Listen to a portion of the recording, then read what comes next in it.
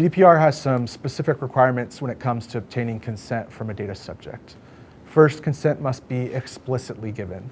That means you can't rely on an individual just using a website or even submitting information, personal information. There has to be some kind of affirmative action. The most common method is to have a blank checkbox that requires the user to check the box before they can submit any personal information. GDPR also requires consent to be precise.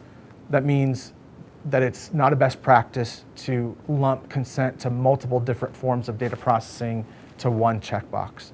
For example, if an individual is signing up for information about a certain product, there should be a checkbox for that processing activity.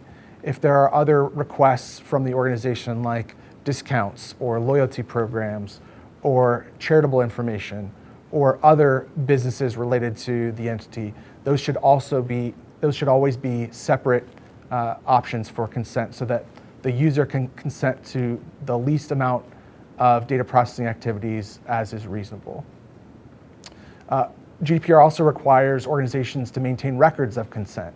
So it's not just that organizations have to obtain explicit consent, but they also have to keep documentation that shows when individuals consented to certain data processing activities and to which data processing activities individuals consented to.